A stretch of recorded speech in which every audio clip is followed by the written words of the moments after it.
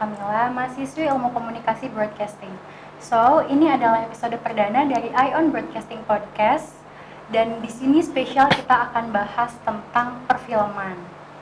Buat sobat IOB yang tertarik untuk memproduksi film, tapi masih belum tahu nih apa aja sih yang perlu dipersiapin dari awal produksi hingga film itu ditayangkan.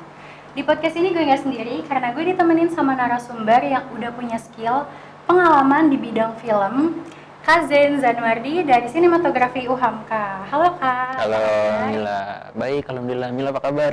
Alhamdulillah baik. Sekarang lagi sibuk apa nih Kak? Kalau sekarang sibuknya masih nyusun skripsi sih ya untuk penelitiannya gitu. Terus juga selain skripsi masih nyelesain laporan magang juga. Terus juga masih ada beberapa matkul yang harus diselesaikan di semester 7 gitu. Paling ya kayak mahasiswa umumnya aja gitu. Tapi sebagai anggota komunitas nih masih suka terjun nggak sih Kak ke sinematografi itu? Kadang masih suka main ya ke teman-teman pengurus CG gitu untuk silaturahmi, untuk sharing-sharing kayak gitu. Misalnya kita kedepannya dari teman-teman sinematografi ada apa nih gitu, nanti kita bisa ngobrol atau ada masukan atau ada kira-kira enaknya bikin kayak gini-gini kayak gitu sih kalau di sinematografi kayak gitu. Oke, Kak, gue mau tanya dong, sebagai salah satu komunitas, anggota dari komunitas film nih, kira-kira film favorit lo tuh apa sih, Kak? Kalau kita ngomongin film favorit, sebenarnya ada lumayan banyak ya yang film-film bagus lah, apalagi di 2023 ini kan banyak ya film-film yang keluar gitu ya, horor tuh juga banyak tuh, cuma gue sih sejauh ini gue tuh suka sama Mencuri Raden Saleh sih ya, karena itu kan penulis dan direktornya itu kan Mas Angga Dwi Sasongko. Itu gue saat nonton kayak wah ini nih emang film ini memang layak untuk untuk viral, untuk rame kayak gitu, karena dari ceritanya itu solid, terus juga directing Mas Angga-nya juga bagus banget, jadi kayak wah emang film ini bagus sih kayak gitu Mil. Jadi layak buat terkenal. Itu bagus banget filmnya. Nah Kak, tadi Kak Zain udah bahas nih film favoritnya. Karena lu sebagai salah satu anggota komunitas film nih Kak, dan pastinya ada dong pengalaman buat bikin film pendek gitu. Boleh dong sharing ke sobat IOB di rumah yang mau mengenal tentang dunia film tapi masih belum tahu apa aja sih yang perlu dipersiapin untuk memproduksi sebuah film? Oke, mungkin tahapan-tahapannya kali ya. Jadi kalau dalam produksi film ya, kalau di sinematografi itu kan kita fokusnya ke film pendek nih ya Mila. Jadi kalau untuk sebuah film atau film pendek itu bisa dibuat gitu jadi itu ada 3 tahapan. Yang pertama praproduksi, yang kedua adalah produksi, yang ketiga adalah post production atau pasca produksi. Nah, jadi kalau di tahapan pertama praproduksi itu kita ada banyak tuh yang disiapin, mulai dari development cerita, terus juga bagaimana kita mencari talent, terus juga lokasi syuting, atau juga nanti dari teman-teman departemen kamera nanti mereka akan bikin nih shortlistnya, terus juga alat-alat yang akan dipakai itu juga nanti akan keluar tuh dari situ. Nah itu di tahapan pertama. Terus tahapan selanjutnya produksian itu kita artinya syutingan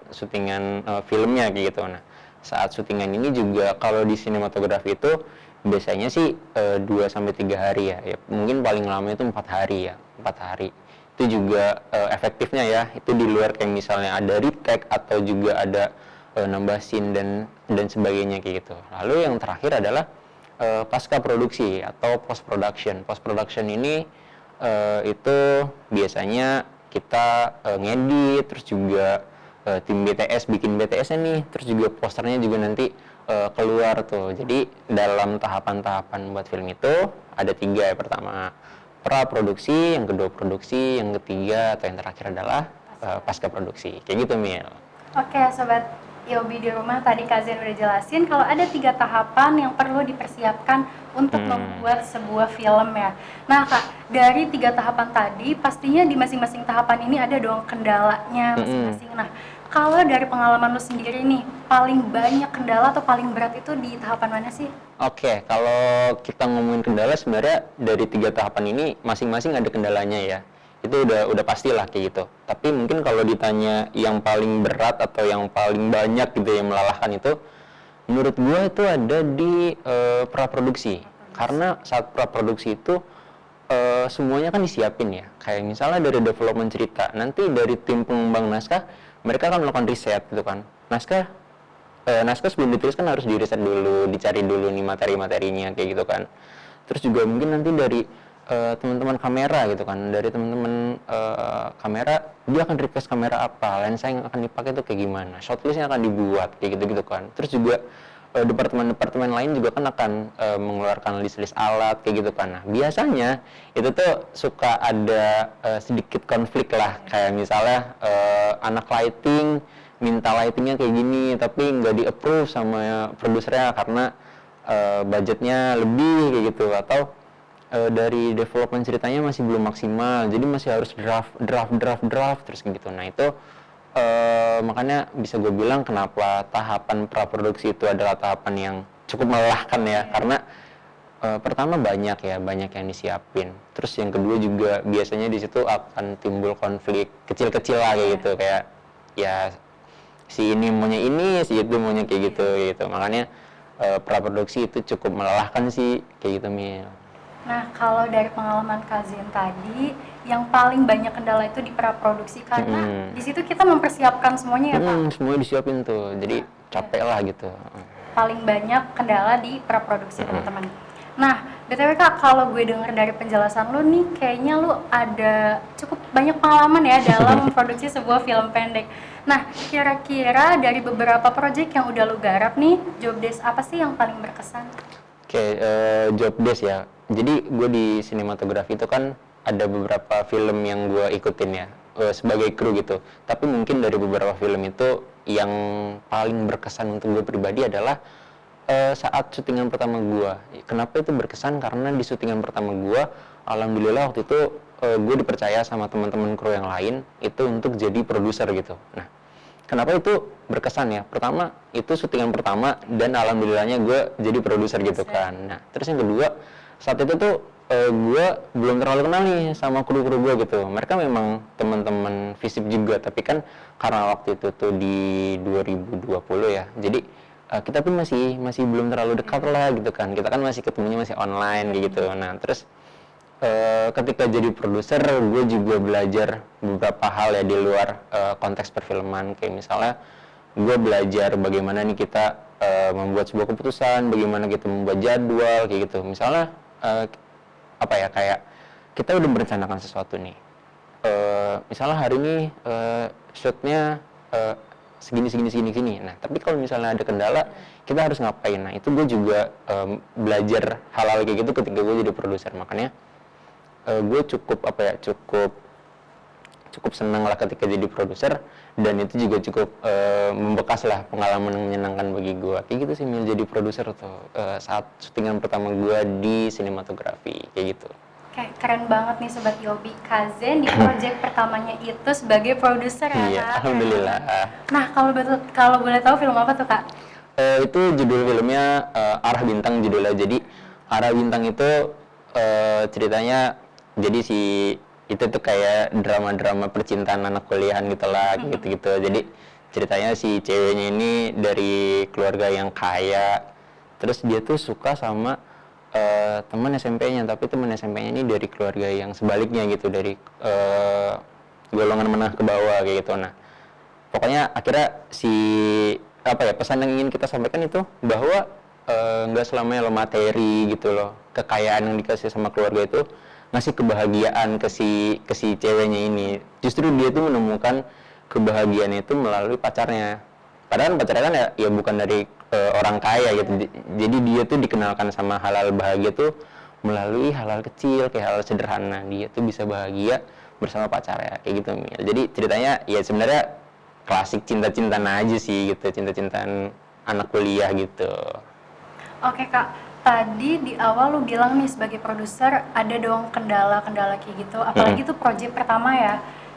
Cara lu sebagai produser kayak buat mengatasi masalah-masalah yang ada antar kru itu gimana sih, Kak? Pertama, gue coba untuk membiasakan melibatkan semuanya ya. Kayak event gue adalah dalam tanda kutip pemimpin mereka gitu, ketuanya lah gitu ya. Tapi gue tuh ingin mereka tuh ikut andil gitu, kayak misalnya sesimpel guys dana kita segini nih, terus kalau misalnya lu anak kamera minta request kayak gini, gue nggak bisa approve kayak gitu. Pokoknya gue tuh selalu mengedepankan diskusi gitu loh, kayak ini tuh enaknya gimana gitu, ini tuh enaknya kayak gimana. Jadi gue pengen kru gue itu nggak ngerasa kayak loh kok lu bikin keputusan sendiri sih Zen kayak gitu. Gue tuh nggak mau yang kayak gitu. Makanya kalau ada masalah-masalah kayak gitu ya pasti ada ya, cuma gue tuh inginnya selalu melibatkan mereka gitu sih. Jadi mereka juga merasa diikutsertakan, jadi kayak oh ada rasionalitasnya nih kenapa kayak gini. Kalau dulu sih gue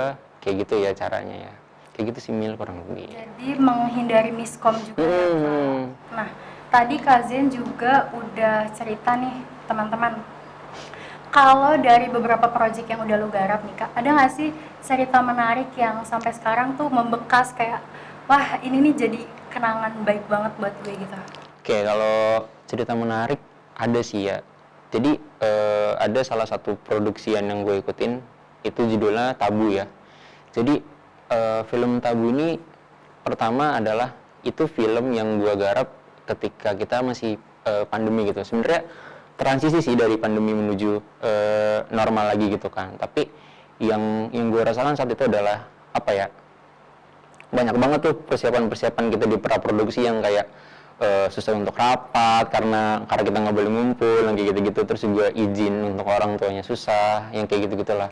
Itu tahapan-tahapan di maksudnya ketika kita di praproduksi itu masalah-masalah kayak gitu tuh banyak. Terus juga waktu itu kebetulan sutradaranya adalah temen gue sendiri, dia juga anak sinematografi juga. Dia tuh saat itu udah bilang gimana kalau kita bikin film tanpa dialog gitu kan. Nah jujur saat pertama kali gue denger gue tuh cukup skeptis kan, kayak gimana caranya gitu kan, kayak lu bikin film, nonton film tapi nggak pakai dialog kayak gitu kan. Tapi dia jelasin gini, terus kita udah lewatin sampai filmnya jadi, dan alhamdulillahnya gue kayak oh ternyata bisa ya kita tuh bikin film, kita tuh menyampaikan pesan tapi melalui visual gitu, tidak melalui suara. Dan kenapa itu pengalaman yang membekas, karena pertama kita produksian itu di saat transisi pandemi gitu.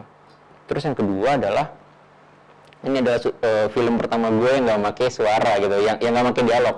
Jadi makanya gue cukup senang dan juga cukup bangga lah sama hasilnya, kayak oh ternyata gue bisa nih bikin film yang kayak gini gitu sama teman-teman pengurus sinematografi kayak gitu Mil.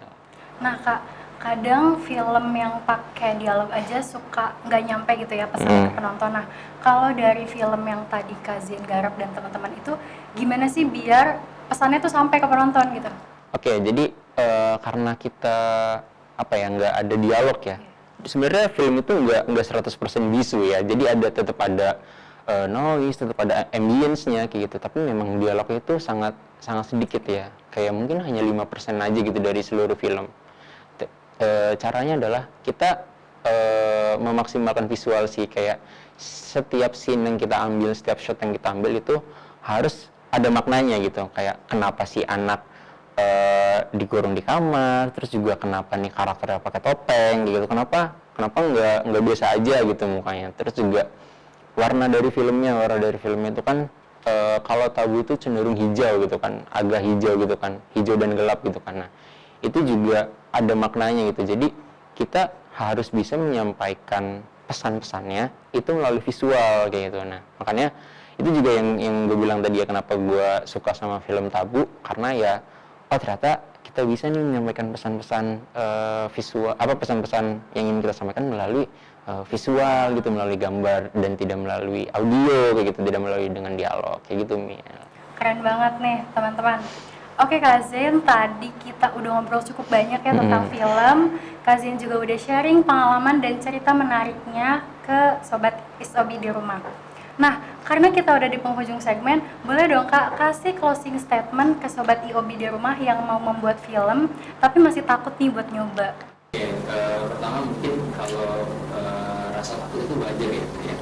Takut jelek atau takut nanti gimana di lapangan gitu. Sebenarnya teman-teman cukup udah coba aja dulu, jalanin aja gitu. Nanti juga ketika teman-teman udah bergerak, udah berjalan lah ibaratnya, kan teman-teman nanti juga akan ketemu sama rekan-rekan yang lain gitu, nanti mesti belajar bareng, sharing-sharing bareng gitu. Terus yang kedua, jangan pernah takut sama hasilnya gitu, karena kan kalau kata abang-abang di sinematografi juga sering bilangnya lebih bagus dari dengan selesai.